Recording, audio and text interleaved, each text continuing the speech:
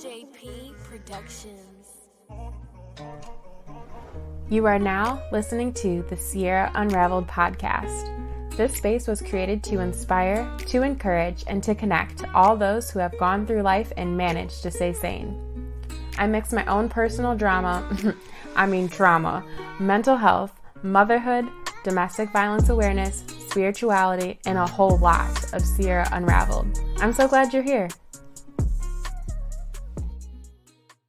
In 2019, more than 57,000 domestic violence incidents were reported to police in Michigan. It's expected that more incidents occurred, but they were unreported. Ms. Howard, thank you so much for coming on to the show to share your story. It takes a lot of guts, courage, and faith to raise this kind of awareness. So, were you born and raised here, or? Yeah, so before we get started, I just want to say thank you so much for inviting me. It is an honor to be here to speak today to other women and to other listeners.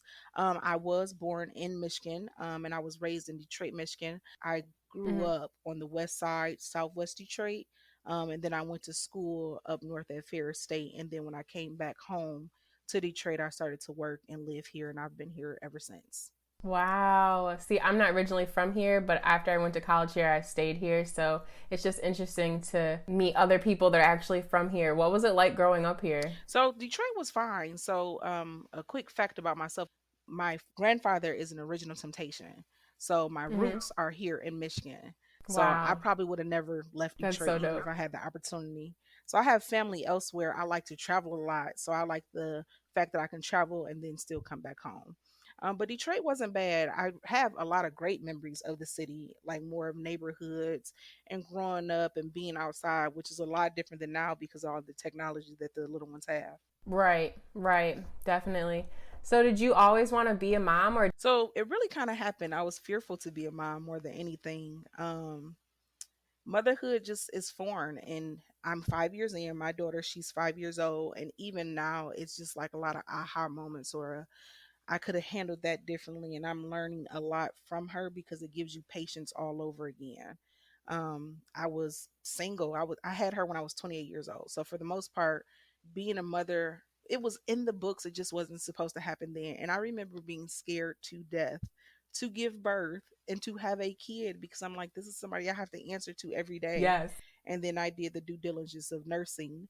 So I nursed for 24 months. So like it just was I didn't know that it would be like this, but I could not imagine my life without her. Literally, I feel that so much. Like the fact that you did 24 months of nursing, like I made it to 14 and I was like, it's a wrap. I can't do it anymore. Right.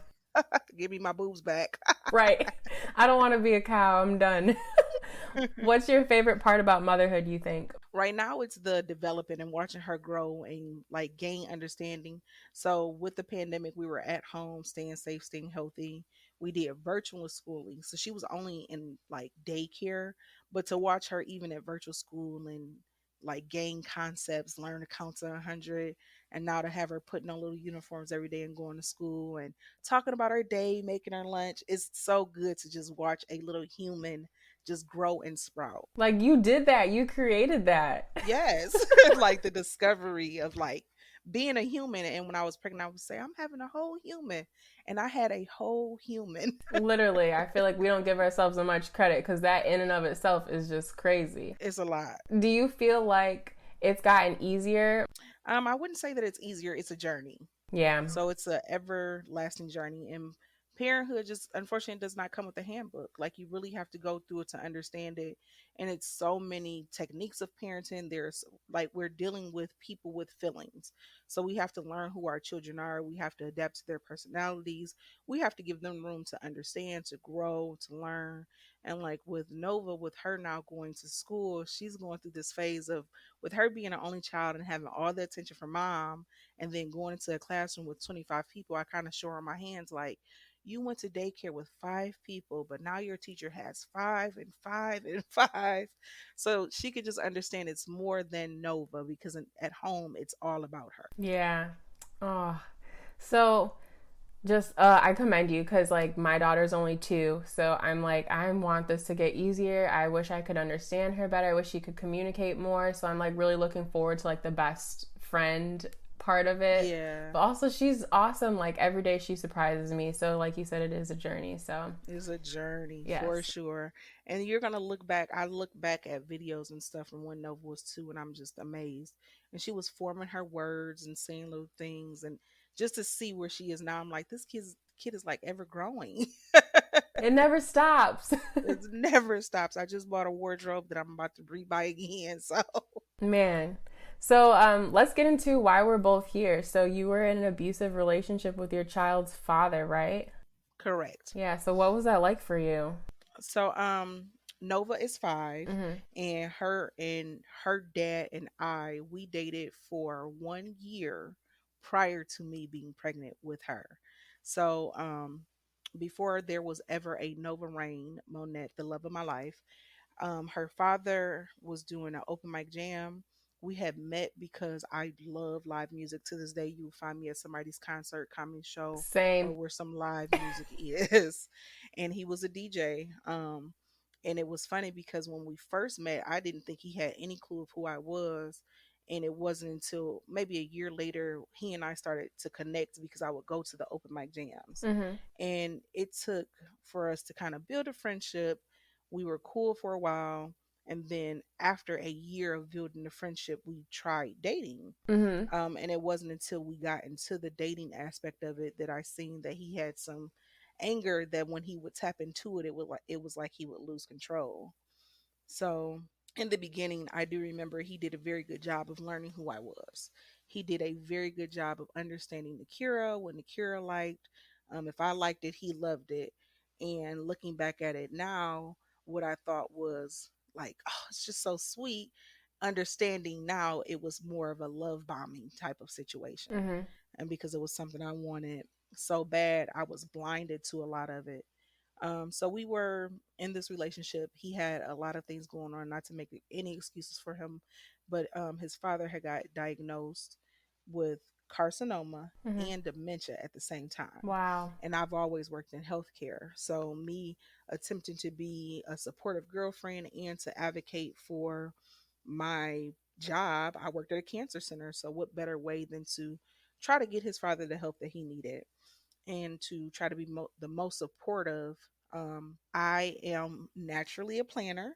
So I think that I kind of pushed a lot of my ideas and idealism on him in regards to do this, this, this, and this.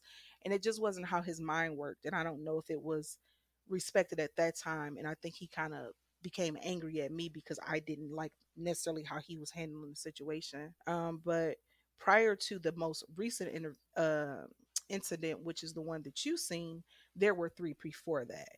And this was in 2014, October. He was working somewhere. I think he was DJing, and he was angry. And he was angry at someone else. He wasn't angry at me. And out of his anger, instead of communicating what that was, I ended up being choked. And I just remember kind of sitting on the bed and rolling over and crying and just really shocked. Just kind of like, well, where the hell did that come from?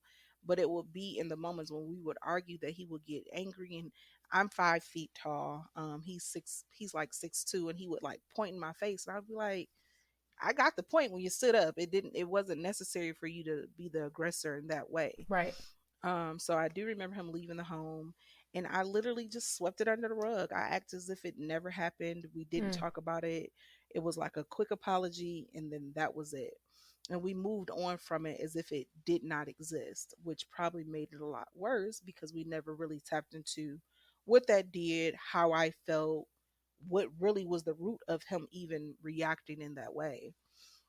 Fast forward January, I do family trips for my family, and at this point, it was way before where I am now. I think we took a trip to Cleveland. Now, we're all from Detroit, but I think we just drove right to Cleveland, like, we're going on a family trip.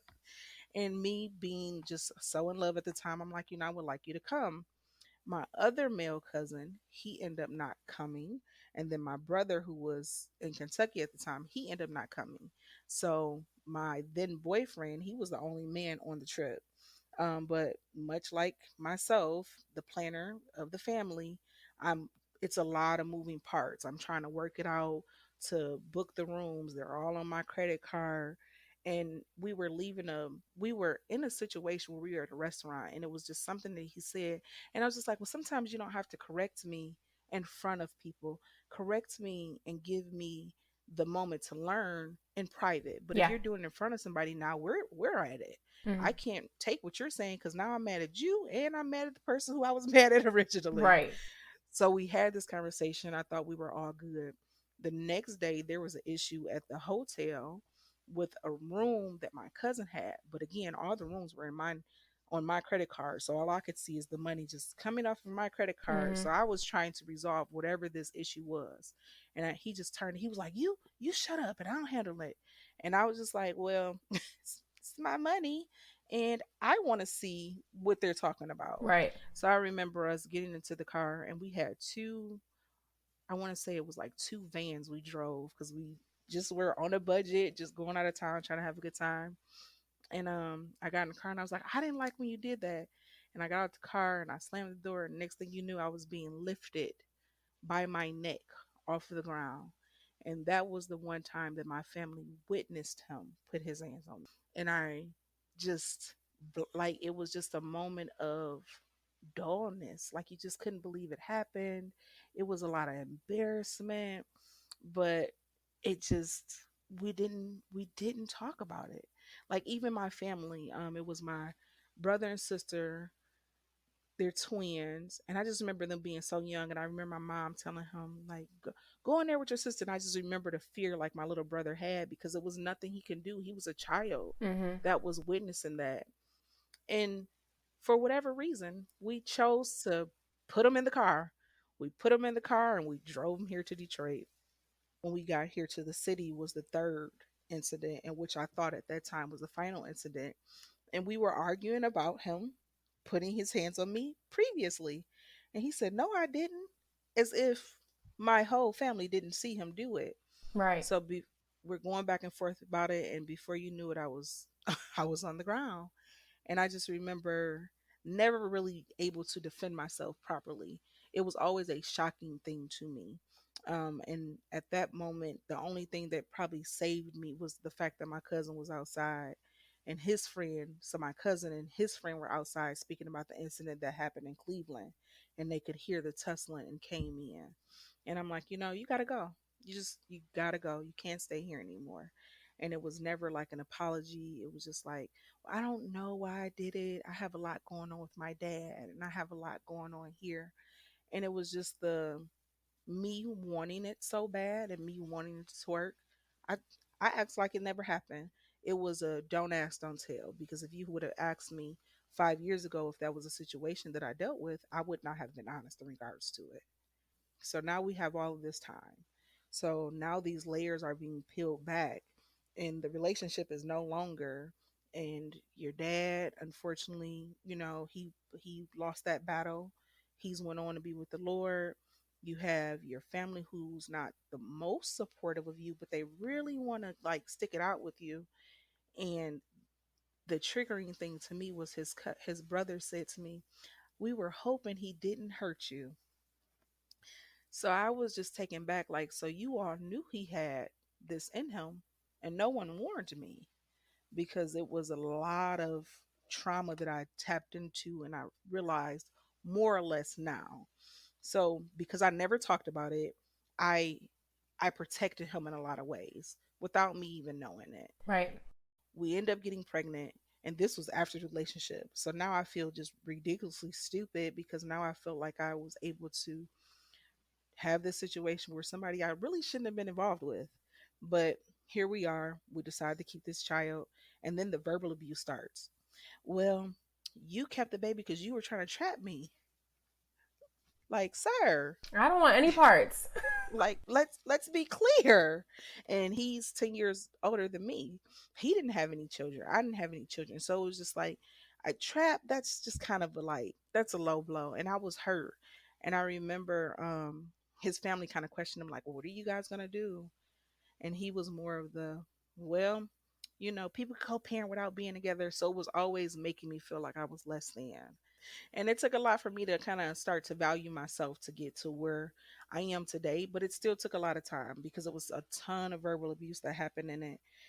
It was one moment when I had my daughter, and it was in the beginning phases when you have the baby and you're fresh from the hospital and your body isn't yours anymore and everything hurts. And I mean, to think of defecating is to think to die, because you Literally. literally just drop a load out of your vagina, like, That's what I for always lack of say. other words. But it was traumatizing for me to even think to like use a bathroom. And with me being at home alone, I was trying to figure out how this works. So it was me literally carrying my infant child to the bathroom, putting her in her carrier, like figuring it out.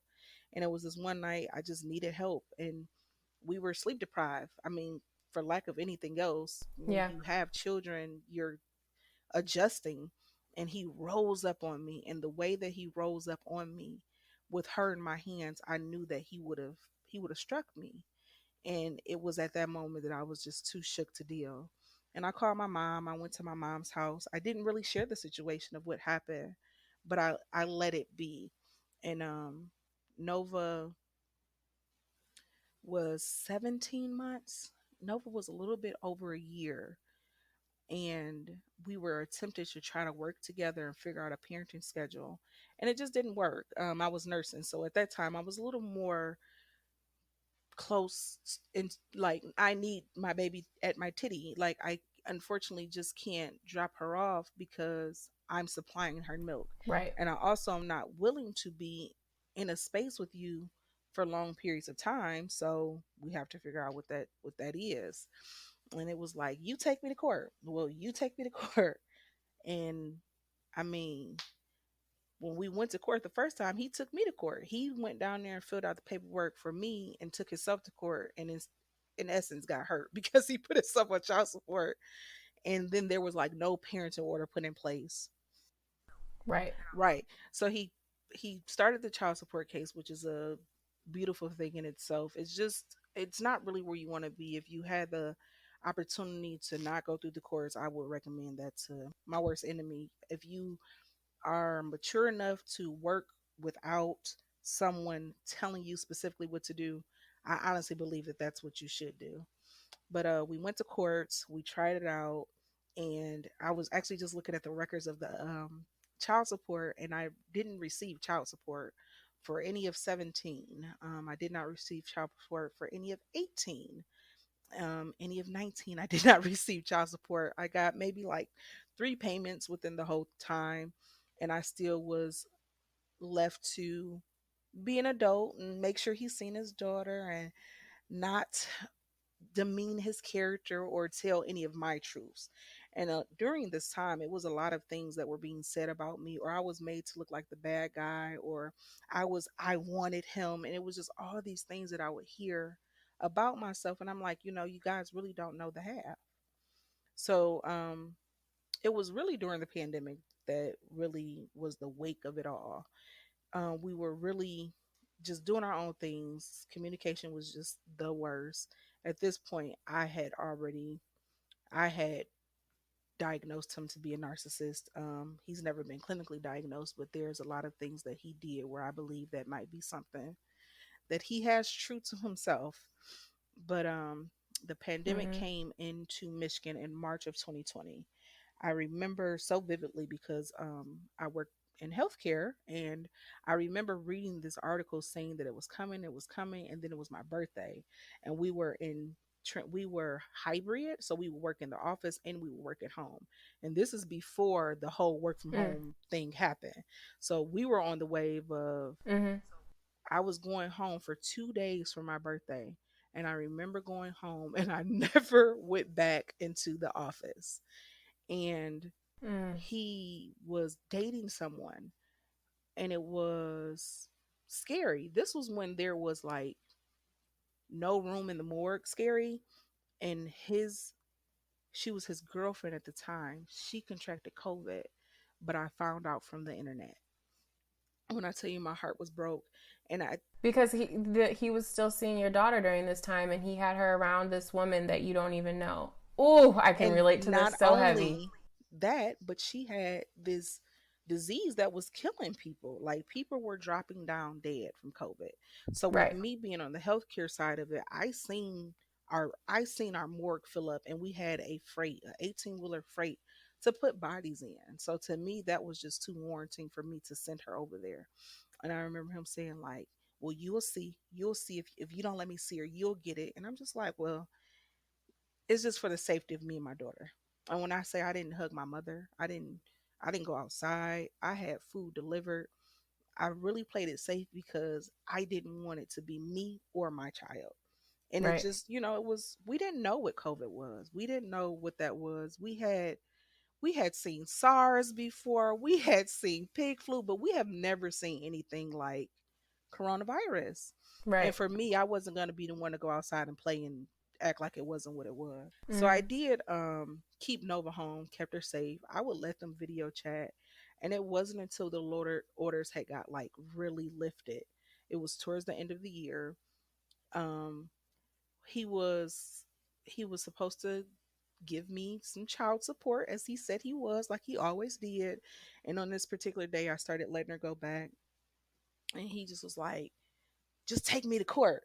And I was just like, "You know what? I'm fucking tired of this." Excuse my Yes. language, but it was just like, this is it. You have threatened me for years to take you to court, and I've never taken you up on your actions. So one of the blessings in the pandemic is that everything went digital. So it was just so much that happened during that time that I would not have done had we not been set down. He would have threatened me to take him to court 3 million more times, and I would not have done anything had it not been for us being stuck at home, stuck in the house. So this Right. time I took him up on his offer. I took him to court. I figured out I'm pro se. I don't have a lawyer. I didn't have any representation. I found the motion online. I filed the motion. I did the money. I followed the Odyssey. I sent the server to his home, and we go to court.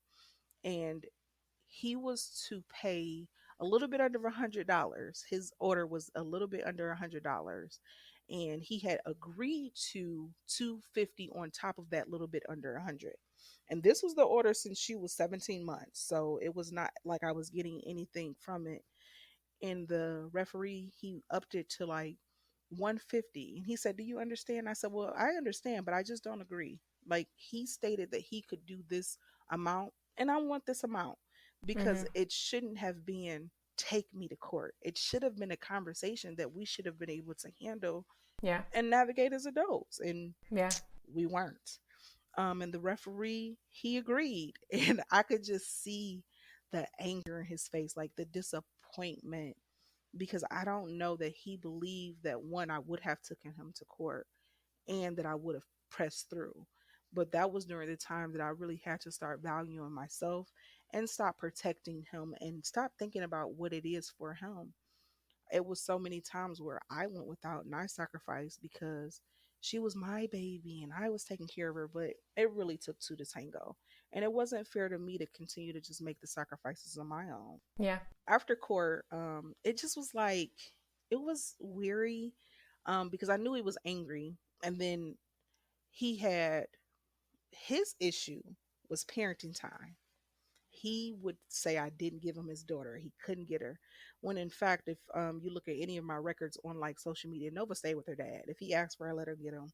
It was never an issue to me because I wanted her to have a relationship with her father. More so because I had trauma there. My father passed when I was young. So I want nothing more than my daughter to have a relationship with her father. It's not my agenda to take that away from him and or her. That would be a relationship that he would ruin on his own, and I don't have to. I don't have to help at all with it. Right. So he wanted parenting time. I wanted child support. So when I did the order, I only did child support. And the referee was willing to talk about parenting time, but I had got smart. I said he's gonna do an order in regards to that. Because you threatened me with court 300,000 times, so therefore you should do it too. So he went ahead. So I just remember kind of pressing it, and I was mean. When I think about it, I was mean, but I was a matter of fact. Like, I was so fed up. It was like, "Did you file for parenting time?" And it would be like, "Oh no." And then it would be an email, "Well, did you file for parenting time?" And he would be like, "Well, I drafted up this parenting time, and if you could just agree to it, we can get it notarized." And I said, "No, we can go to court the same way you put me through the ringer of going to court. I'm not going to just give up for you. You go to court too. So Right. he didn't really care for that aspect of it because I had started to put my foot down and I wasn't letting, because typically my goal was to not argue. So if you said something to me I didn't like, I would be quiet, I would clam up, I wouldn't say anything. Mm. But I started to speak up and I started to advocate for myself and for my daughter because it wasn't fair to me to continue to hold all of that in because ultimately it hurt her. When I heard Right. it, she felt my emotions, she's seen it, but I'm not able to even express what that is. So it was an incident in December. It was top of December.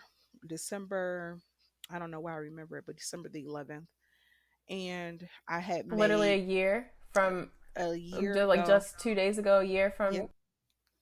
And we were at I was at my home. I had made some chicken lemon and rice soup and I was like so like amazed with this recipe that I found on Pinterest and made. And I was staying in a duplex, so I had went next door in the Mhm. duplex and I had gave some to my neighbor and we were just sitting over there kikiing, just talking, just Mhm. running our mouths. And I had invited my little sister over to help me with something. Now I left my door open. Yes, I live in Detroit and I left my door open, but I left my door unlocked. It was pulled up, but it was unlocked. And my sister called me and she was like, "Where are you at?" Like, very concerned. And I'm like, "I'm next door. I'm at the neighbor's house." And come to find out, Nova was in the house and Nova was in the house alone. And she was in the house alone for about 40 minutes because her father had dropped her off. He brought her through the door and he did not say anything. He did not let me know she was there. So I had discovered my child being at home and I was crushed. My heart was broken. I really felt like I did a disservice to her. And it wasn't even anything that I could have done because it was just like daycare. When you're passing a child off, you have to make sure that child gets into the parent's hands before you're saying they're gone. And I just everything went through my mind. I'm a single woman in Detroit. So I could have had somebody robbing me and you just let her come into that situation. I could have fallen down the stairs and broken my neck, but Mhm. you weren't even thoughtful enough to make sure that her mom was okay. Even if we're not on the best terms, it's some type of respect that you should still have for me for bearing your child, for bringing Yeah. this being into the world. And I was pissed is an understatement. I was disgusted. I had discovered vomit in the sink. My daughter was so scared that she vomited because she was afraid that she didn't know where I was.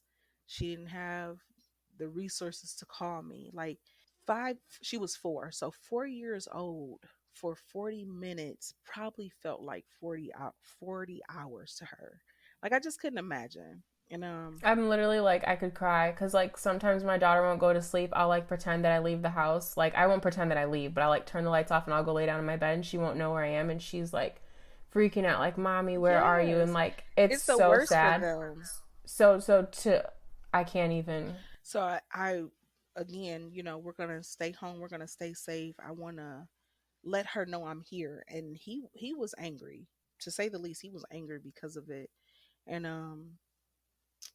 I text him. I remember texting him like, I'm very upset. I'm upset. You didn't apologize for it because what it became was you should have told me you left the house. It was a lot of blaming versus saying, yeah, I messed up. It was a mistake. I didn't realize it. This is what we can do to be better. It was more of, Nakira, you did this wrong. And Nakira, you should have told me you went to the neighbor's house and it's your responsibility to be there at this time. And I just it didn't do anything to me. So I'm still pissed about this parenting order because I didn't want her to go. I remember we took our Christmas pictures, and after we took our Together? me and Nova, just me and Nova Okay. took our Christmas pictures, and it was supposed to be like his weekend, and I just was like, I don't need to, again, I don't need to help him destroy this relationship. I don't have to put any extra sauce on it.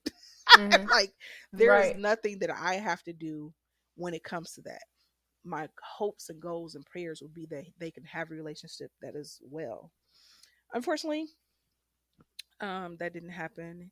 When he came in, the next time, and I was like sitting there and I was crafting, I was cutting up my stuff for my I was making bookmarks.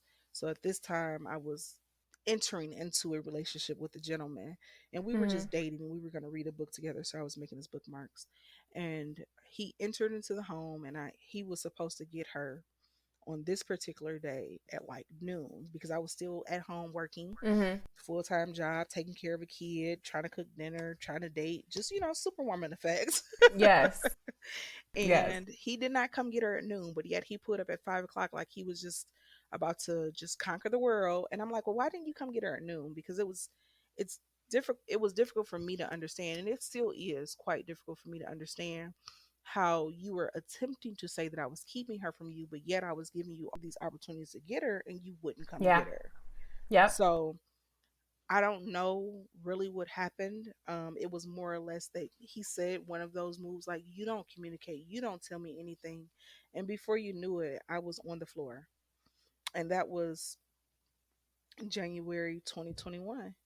And that was years after that last incident. But it took him a lot of courage to do that, because at this time he was married. He was then married. We were not living together. We hadn't had any sexual relationship in any type of way, but he felt comfortable enough to do that to me.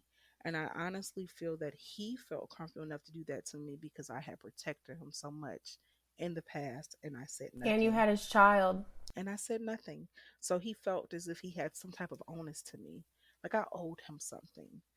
And I just, when I got off the floor and my child was screaming, and to see her witness that, and to hear the fear in my child's voice, it really burned in my spirit and in my soul that that would be the last time. And I would scream it into the heavens, and I would make sure he would never do that again. It wasn't fair to me for so many reasons, but it damn sure wasn't fair to my daughter. Amen. Mm. I literally have goosebumps. Like, the scariest part about me talking to you, I'm not going to get emotional. I'm going to try not to. Is that, like, a lot of our situation is similar. Like, the year before we got pregnant, he took me to court and put me on child support. I'm struggling to co parent with him. He's dating all these kinds of women. He's not paying child support. I'm doing all this on my own. I have no family here. My worst fear is that, like I'm seeing someone now. And we don't live together, like we're doing things the right way, you know. My worst fear is that like he gets so mad like about me doing my podcast. I wrote a book about it. It's like, you thought you could silence me forever. You told me that you own me after a year of us being split up just because we had a child together. And I'm like, I don't want joint custody. I never did, but I also want him to be a part of her life. I just want to prove that he's mentally stable enough and he can control his anger enough and his drinking enough to be a good parent to her. Yeah, and it's just crazy because a lot of time, us as survivors, we will want those things and those desires for them, but at some point they have to get the help and want it for themselves. I could want Yes. so much for you to have this relationship, but if you're doing nothing to cultivate it but bring me hell, what am I continuously pushing for? What am I doing? And I just remember that situation, and I called the police, and it just was like just crazy, because I sent her next door. And the only thing, I don't know what took over him, because he had, my head was so close to the stairs that if it was any closer I probably would have had a concussion. It was like the stair and the TV stand, so just the fact that, mere fact that I missed it, just was God, just God on Yeah. my side. And I just remember sending Nova next door. My neighbor, she was just like, "Oh my gosh, Nova's breaking my heart," because she was just like, "I want a new dad." So then when the police came, I'm attempting to relive the moment, and I'm in tears, and my 4-year old is basically telling the police what happened. Like, she's telling it, and in the police report, it literally says, "My dad choked my mom on the floor. I want a new dad." And I remember picking up the police report the next day because I wanted to proceed with pressing charges, but really not knowing what to do. I had called an advocate that morning. When the police came out, they gave me some information, and the domestic violence advocate and to get a PPO was one of the things. So even though the police comes out and they get this information, it's not like they're going to go and pick this person up if they're not within the home. It's really like the clock starts now. And I just remember being fearful. Um I thought that was going to be the moment that it wouldn't be any more me.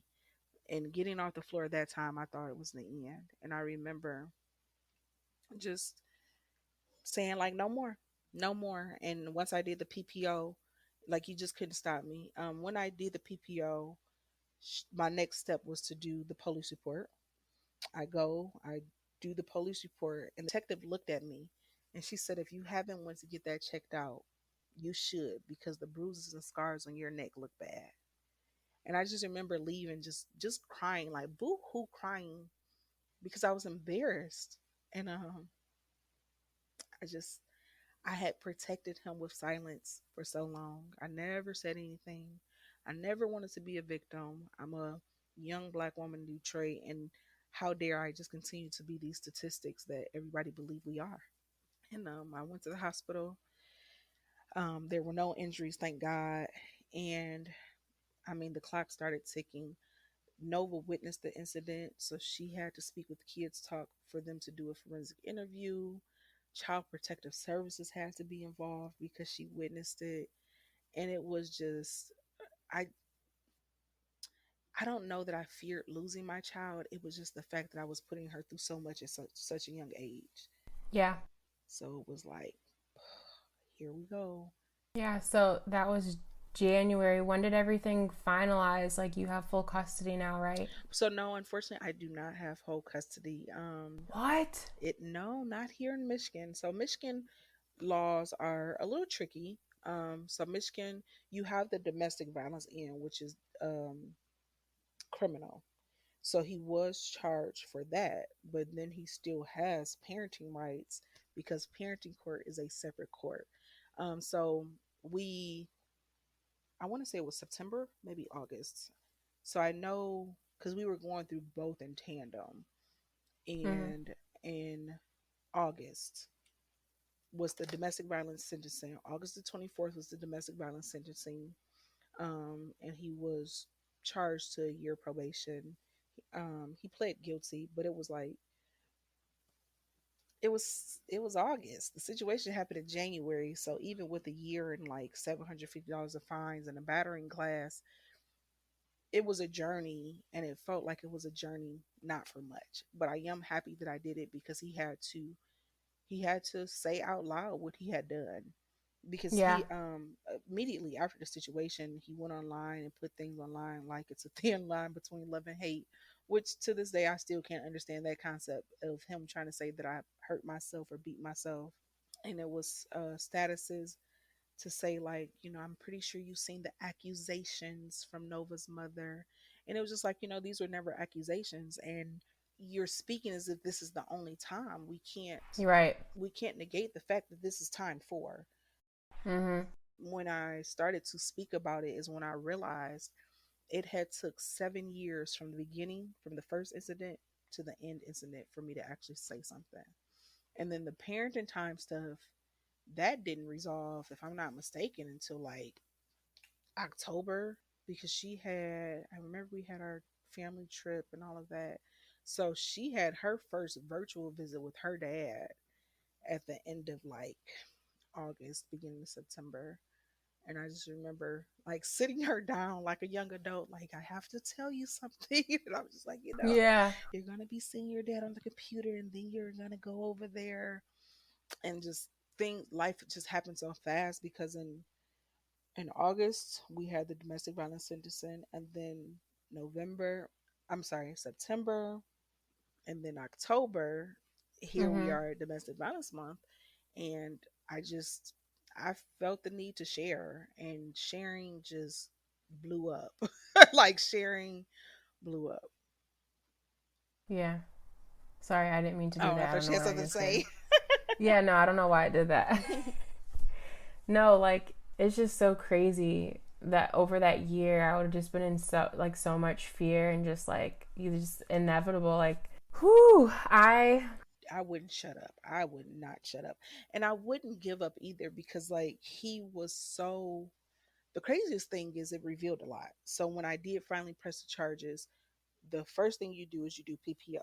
So he attempted to get the PPO removed, but much like people are, he he lawyered up. Unfortunately, that was not Mm-hmm. what I was going to do. I wasn't in the place to afford a lawyer. I mean, he hadn't paid child support for months. I was a single mom. I'm not going to get a lawyer that I can't afford. So he immediately lawyered up. And then they had sent over all of this documentation, and they really tried to make it like I was a nutcase. They really tried to make it as if I just made all of this up and I was That's the crazy. aggressor. And the one thing that saved it, like the one thing that clicked for me, that really made me know that it was real, that in 2015, when he had jumped on me the second time, he had went to the police station and he had filed a police report on me. And I had never known. I had had a child with this man. I had never known that he did this police report on me. So it was news to me. And I remember reading through the paperwork from his lawyer and just saying, well, damn, your goal was to try to silence me before I even knew we Yep. had an issue. And when I tell you, I found text messages, thank you, God, for Google Cloud. I had found the text message from the second time he did it and him admitting it. I had did necessarily a police report, but I did call the police, so I knew to go pick up that police report, and I was ready for war. So we ended up going to PPO court first, and when we went to PPO court, thank God it was virtual because I was literally just taking like 30 minutes a day and not taking off of work.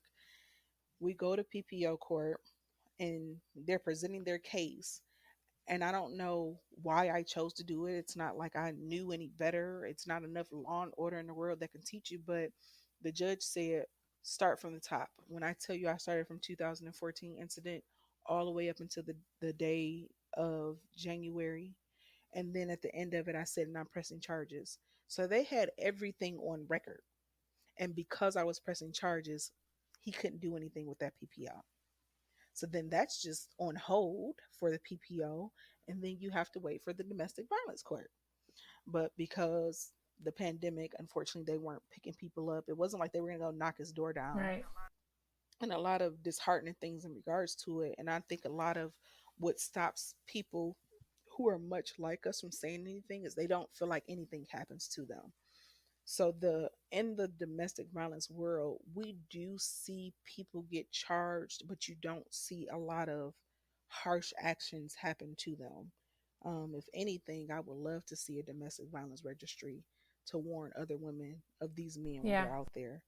So I think people get discouraged along the way because it's a lot of moving parts. I was back and forth from court for months.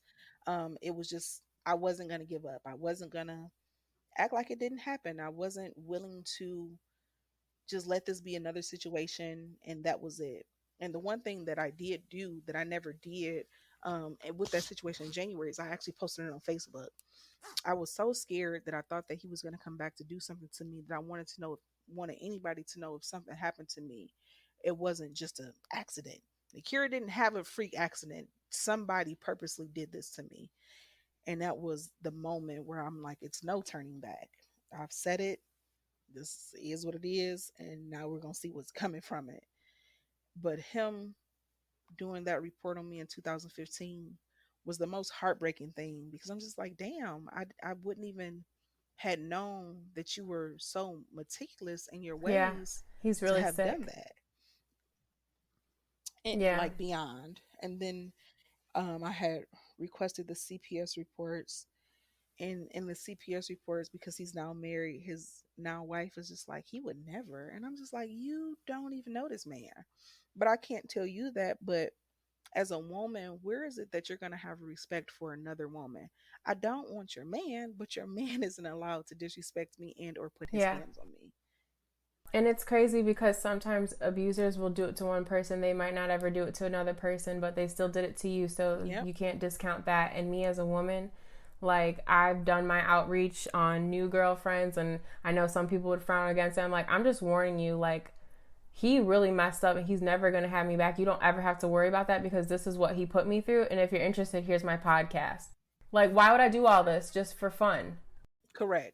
And the trickiest Right. thing for fun, and that was the thing. I didn't like how Right. it was the lawyer and he really made it like it was just an attention seeking thing. And I'm just like, who the fuck wants to go through trauma? Who wants to deal with that? Like it just wasn't, it just was like sick to me. Like if you think that I want to continuously take off of work to go to court, you're wrong. And I mean they used everything and it was so crazy. I just really started to kind of put the pieces together. So you had PPO court, you had domestic violence court, then you had parenting court. So when we Yeah. would go to parenting court, he and his lawyer would make mentions of my social media. And There is stalking. a PPO against you. So every time they would do that, I would literally just go back to PPO court.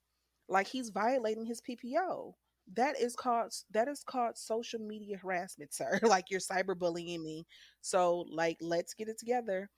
And it was weird because once I did the story for the Channel 4, somebody sent me his tweets. And it was the Literally. day of court in August. It was like, I just need to go shoot a gun. I need to just go hit a They bag. think they're invincible. So I'm like, you really didn't, you getting this year of probation really didn't do anything.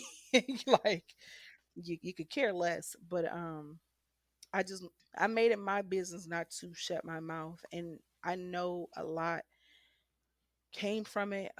There were so many women who reached out. There were so many people who spoke to me and reached out just to say thank you. Women who looked like me, who didn't look like me, women who were older than me, and just to know that if I can go through it as a woman who was working a full-time job and trying my best to be a good mother, it's no telling how many more people it is that can identify with my situation and my story. Literally. Um, okay, so I just wanted to ask you, since you made that first 911 call, your life was basically flashing before your eyes. How have you changed as a person over this last year? Like, has your life gotten better now, even though you've gone through all this? Like, Certainly, life definitely looked up, and I felt like it was really God giving me kind of that wake up call. It wasn't my job to protect him or to stay silent. Since then, I've had the opportunities to speak to other women who are too going through the same thing. And I had an opportunity to speak at the Capitol in Lansing when it came down to a domestic violence bill. And on top of that, just in my personal life, Nova and I, we now bought a home. I'm happy in a relationship. I don't have a ring yet, but meet me next year this time. I promise I'll have a ring. Work is good. I had ended up getting a little promotion at work, and it's almost like mm-hmm. I'm on the other side. Like it really is the sun shining. One thing I did do is I went to therapist. I went to therapy, and I really started to kind of speak and open up in regards to it because it was such a frowned upon Yeah. thing. I just didn't, it was more of me not wanting to be just another statistic, but not really realizing how many people dealt with it on so many situations and really learning a lot about it. Narcissism is one thing in itself, and then you have financial abuse, you have physical abuse, you have verbal abuse, and just kind of seeing how I fell into all of those areas and how it can affect someone, and really making it my business to give my daughter the platform to open up about her feelings, her emotions, to make sure that I'm hearing her because my job is still to protect her. And like you said, sometimes these they see who they can do it to. And though I don't believe that he will hurt Nova, I think that he's not stable enough to know that some things he unintentionally does can hurt her too. So because she didn't have him for that amount of time, she now yearns for a relationship. So a lot of times when she comes back Yes. home, she's upset because he's went to work. So it's things I can't help, but I'm happy that I can have the conversations with her. So me and Nova, our relationship is rocking, and I just to think now, December the 13th. I was this time last year. I was getting ready to go out of town because me and Nova had just went to Vegas. I had just really started entering a relationship with my guy, And here we are, less than a year later, coming up on a year. I'm about to be a year into a relationship. We bought a house, car darn near paid Yes. off. Like nothing could stop us. Like, and I wouldn't, if you said then, would I be here now? I would not have thought so. But to know that I am, and Yes. to know that it's still getting better, to have this opportunity to just talk really about my story from beginning to end with no interruptions, it's therapeutic. It's people out there who relate on so many levels. And there were resources that I had. I work full time. I have health insurance. I went to the hospital for an emergency situation. And in that emergency situation, I got a bill, like a $2,000 bill. And as much as God blesses me, I didn't have $2,000 just sitting around to pay a medical bill because somebody choked me. So thank God for the Michigan Crime Victim Advocacy Program because they were able to reimburse me for that bill. They also take care of like therapy, and they have a ton of resources. So I just, it took for me to open my mouth. The resources continuously came to my home, and just reading through them, asking the necessary questions, and like going for it. I didn't know what coordination of benefits was, but I figured it out because if you need a coordination benefits to give me this money, well, let's find out how we're going to get that so I can tap into this resource. And it just was so beneficial, and it really helped me stay where I was because I was on this goal of clearing debt up so that I could become a homeowner. And it was like when that happened, I was only like a year into it of my financial plan. I would put all my bills on an Excel sheet. And that was really when I started kind of pressing for child support. Like, if he would actually give me this money, I could put it here and it could go towards this. And it was just Right. like, if, like, thank you for the little bit you give me because in his mind, I think he really thinks that he's like paying the mortgage. Like he thinks that his little bit like take care of the whole household. Like thank you. He thinks it's my nails, my car insurance, the DTE. Like little do you know, it's not helping a thing. But if you would just give that little bit, maybe I can get some food for the house. Like Literally, when I ran my calculations, I was like, I know it doesn't seem like a lot, but if you paid me this over the next 18 years, that's a down payment on a house for our daughter or her college. yes, and that's really what I have. Now I just have it hooked up that if he does pay it, it just goes into a bank account Good. because you can't stop anything. I don't, it's you can't stop anything. You damn if you do, you damn if you don't. But one Right. thing's for certain, two things for sure, she's gonna be okay. Right. Amen. If I have to give my last, if I have to give my last and sell my teeth, my child will be okay. Yes, girl. I love to hear it. So I guess one of my last questions for you is, are you ever fearful about like raising awareness about domestic violence now that you've been in the situation coming out on the other side? Every time you talk about it, are you worried like, I might go back in the situation because you're speaking up? Not that I would go back into the situation. I know that there's a little bit of anger that probably hits him every time he sees it or someone mentions it because Mm-hmm. he was very careful about his character because he was in a public, or he is, I mean, he has to stop DJing. No one stopped booking him because of what he's done. But because he's a public figure, I believed he wanted his image to be a certain way. And he really made it his business to make it like he was a good dad. And I never would say anything, but they people just really knew half the story, and it wasn't my business to tell them. But I think that people are able to put together the pieces. So it's not fear that I'm going to go back. It's more fear of he may lose it again, but I'm going to make sure to protect myself along the way. I have no intentions on letting this PPO lapse. We currently meet at the police station. I would like to keep that up. We don't have any communication outside of the parenting app. I think that's great because anytime it's anything outside of Nova, I just shut it down. He said Happy Thanksgiving, and I looked at it. As much as I would like to think that was a pure thing, I won't even entertain it. Yes. Nova, you could tell her Happy Thanksgiving, but when it comes to me, Yep. no, no, thank you. Exactly. And I think a lot of moms and women that co-parent like have a hard time separating that kind of thing. I've been doing it for the last 2 years and I wouldn't change it even to this day. You send me a picture of my daughter when she's with you, great. Like, I don't even Yep. And respond.